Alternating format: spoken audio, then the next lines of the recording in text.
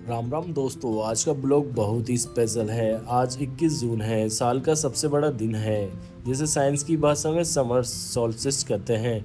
जब सूरज की किरणें धरती पर से सबसे ज़्यादा और सबसे सीधे वक्त पर गिरती है और इस खास दिन पर सूरज सप्तमी मनाई जाती है। अब आप सोच रहे होंगे कि इस दिन का साइंस और हमारी सदियों पुरानी संस्कृति से क्या लेना देना है। आज हमने इसी कॉमिक्स एनर्जी को अपने घर और शरीर में ट्रांसफर करने के लिए एक महायज्ञ और विशेष पाठ पूजा रखी है। आज के व्लॉग में आपको सिर्फ पूजा नहीं दिखाऊंगा बल्कि इसके पीछे का वो साइंस बताऊंगा जिसे देखकर आप भी हैरान रह जाएंगे। तो चलिए मेरे साथ इस दिव्य यात्रा पर। दोस्तों, 21 जून को ही इंटरनेशनल योग दिवस क्यों मनाया जाता है? क्योंकि आज के दिन उत्तरी गोलार्ध में सूर्य की ऊर्जा अपने चरम पर होती है। हमारी सनातन परंपरा में सूर्य को सिर्फ एक तारा नहीं बल्कि प्रत्यक्ष देवता यानी साक्षात दिखने वाली ऊर्जा का स्रोत माना जाता है।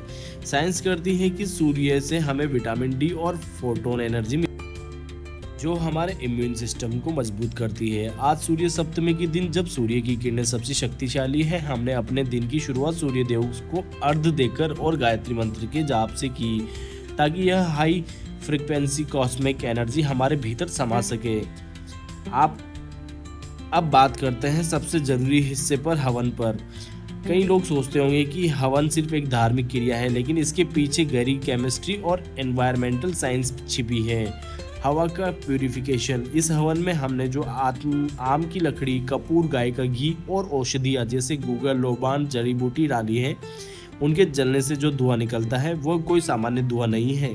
फ्रांस के वैज्ञानिक डॉक्टर हफकिन ने अपनी रिसर्च में बताया था कि हवन की सामग्री से निकलने वाले गैसें हवा में मौजूद हानिकारक बैक्टीरिया और वायरस को 94% तक नष्ट कर देती है। फॉर्मेल्डिहाइड और ऑक्सीजन। जब गाय का शुद्ध घी और शक्कर जैसे चीजें अग्नि के संपर्क में आती है तो वातावरण में फॉर्मेल्डिहाइड और एथिलीन ऑक्साइड जैसी गैसें बनती हैं जो हवा को पूरी तरह से स्टेरिलाइज कीटाणु रहित कर देती है। Negative ions. हवन की अग्नि में हवा में नेगेटिव आयंस पैदा होते हैं। साइंस कहता है कि जहां नेगेटिव आयंस ज्यादा होते हैं वहाँ हमारा स्ट्रेस लेवल कम होता है और दिमाग शांत होता है। यही वजह है कि हवन के बाद घर में इतनी शांति महसूस। हवन के साथ साथ हमने आज विशेष पाठ और मंत्रोच्चारण भी किया। मंत्रों का विज्ञान पूरी तरह से साउंड थेरेपी पर काम करता है। जब हम ओम या गायत्री मंत्र का एक साथ स्वर पाठ करते हैं तो उसमें जो फ्रीक्वेंसी पैदा होती है वह हमारे शरीर के चक्रों को एक्टिवेट करती है। नासा तक के वैज्ञानिकों ने अपनी रिसर्च में माना है कि सूर्य से निकलने वाली प्राकृतिक आवाज ओम की ध्वनि से काफी मिलती जुलती है। तो सोचो आज के दिन इस पाठ का महत्व कितना बढ़ जाता है। तो दोस्तों, पूजा और हवन संपन्न हो चुका है। पूरे घर का वातावरण इस समय सकारात्मक ऊर्जा से महक रहा है। यह ब्लॉग बनाने का मेरा मकसद यही था कि हम अपनी संस्कृति को सिर्फ अंधविश्वास न समझे। हमारी हर एक परंपरा के पीछे हमारे ऋषि मुनियों का एक बहुत बड़ा वैज्ञानिक दृष्टिकोण था। 21 जून के इस सबसे बड़े दिन पर सूर्य देव आप सभी के जीवन को ऊर्जा, अच्छे स्वास्थ्य और तरक्की से रोशन करें। आपको यह साइंटिफिक ब्लॉग कैसा लगा मुझे कमेंट सेक्शन में जरूर बताएं। अगर वीडियो पसंद आई हो तो लाइक करें, चैनल को सब्सक्राइब करें और अपने दोस्तों के साथ शेयर करना न भूलें। उन्हें भी हमारी संस्कृति के विज्ञान का पता चलना चाहिए।